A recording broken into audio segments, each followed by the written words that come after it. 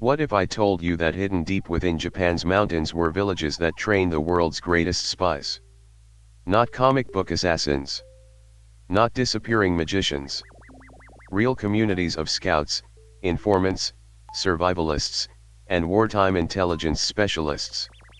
Their names were Iga and Koka, two mountain regions that became legends because they understood one thing. In a world of castles, armies, and betrayal, information could be more powerful than any sword. Today, we uncover the true story behind the villages that shaped the ninja legend. To find Iga and Koka, look to central Japan, east of Kyoto and near the ancient routes between capitals and castles. Iga, in modern Mie Prefecture, sits in a basin wrapped by rugged hills and narrow mountain passes. Koka, in modern Shiga Prefecture, spreads through forested valleys southeast of Lake Biwa, close enough to watch powerful roads. These places were not remote by accident. They were hard to enter, easy to defend, and perfect for disappearing. Every ridge, river bend, and hidden trail became part of a natural security system. Armies could march through open plains. But in Iga and Koka, outsiders had to move through a maze.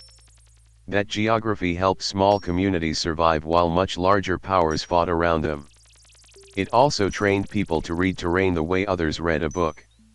The ninja villages emerged during one of Japan's most violent periods, the Age of Civil War.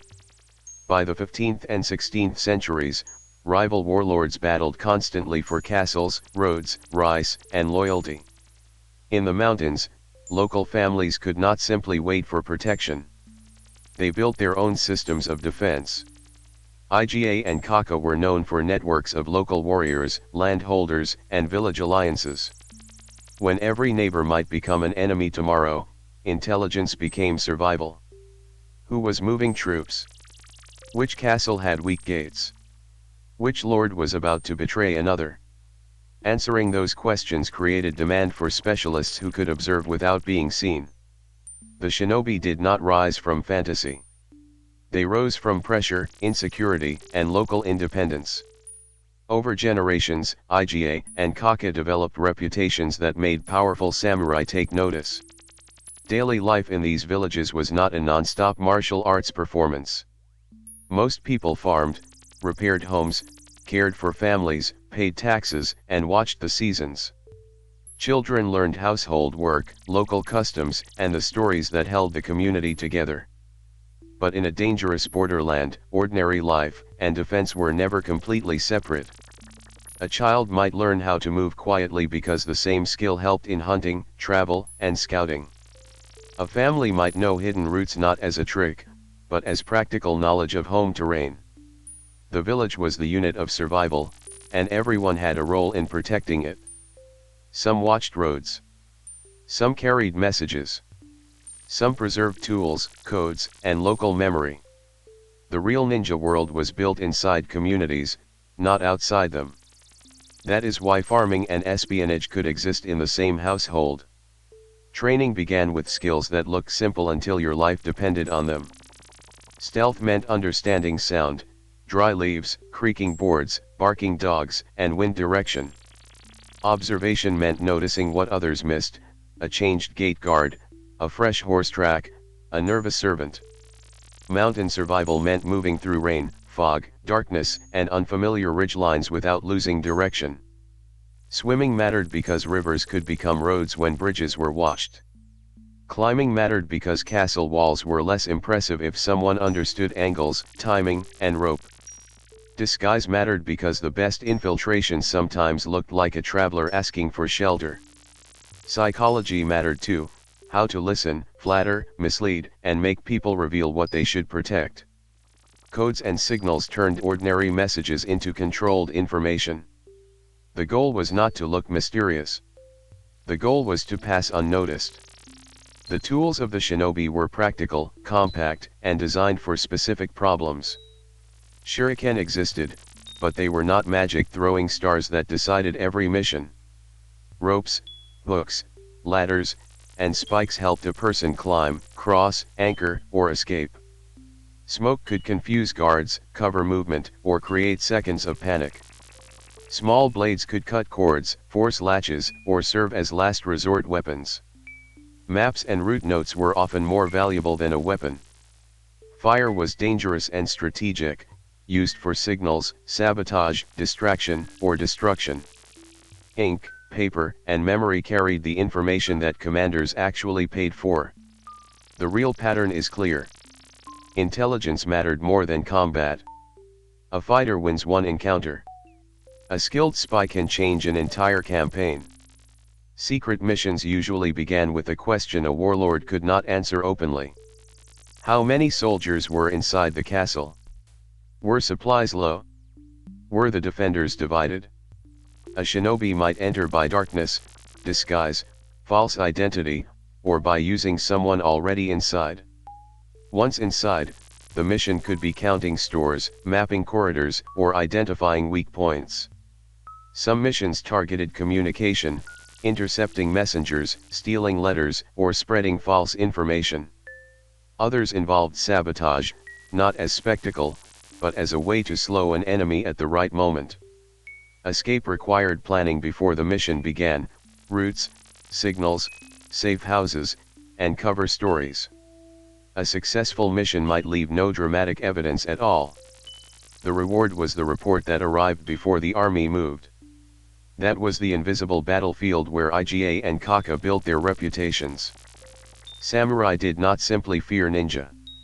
They hired them, negotiated with them, and used their skills. The relationship was practical. Warlords needed information, local specialists knew how to get it. In records and later traditions, men from Iga and Koka appear as scouts, guards, guides, and infiltrators. One famous story connects Iga and Koka guides to Tokugawa Ieyasu's dangerous escape after the Hanaji incident in 1582. Whether every detail grew in the retelling, the larger truth is clear: local knowledge could save a lord. Under the Tokugawa, groups associated with Iga and Koka later served as guards and security specialists. This was not a clean divide between noble samurai and shadowy outsiders. It was a wartime economy of skills, trust, money, and survival. But Iga's independence eventually collided with one of the most powerful names in Japanese history, Oda Nobunaga. Nobunaga was building a new order through conquest, alliances, and the destruction of resistant powers. In 1579, his son Oda Nobukatsu launched an attack on Iga and was badly defeated. The mountains favored defenders who knew the terrain and could strike from hidden positions. 2 years later, in 1581, Nobunaga answered with a much larger invasion from multiple directions. This time the pressure was overwhelming. Forts, villages, and resistance networks were crushed. Many defenders died.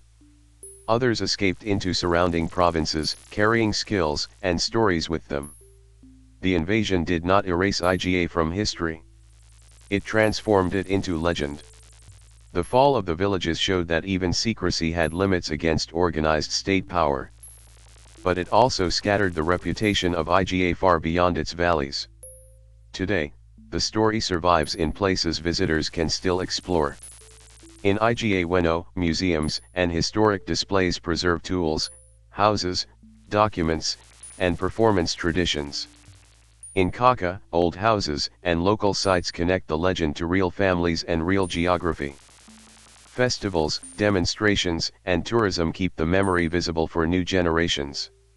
Some displays are theatrical, because visitors arrive expecting drama.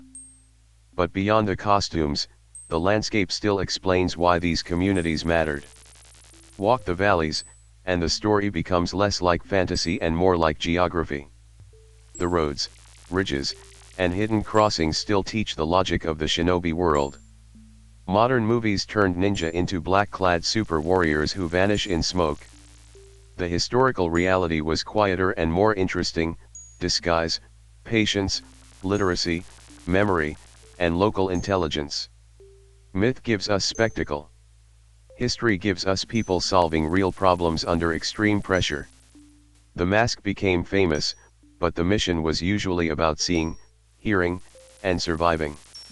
Iga and Koka remind us that power does not always sit on a throne or wear armor. Sometimes power lives in the person who knows the road, the guard schedule, and the secret gate. The secret ninja villages were not born from magic. They were born from mountains, war, and necessity. Their people farmed, trained, watched, listened, and carried knowledge through one of Japan's most dangerous ages. Hollywood gave the ninja a costume. Iga and Koka gave the world the deeper story. The greatest weapon of a ninja was never the sword, it was knowledge. If you enjoyed exploring Japan's hidden history, subscribe for more amazing stories.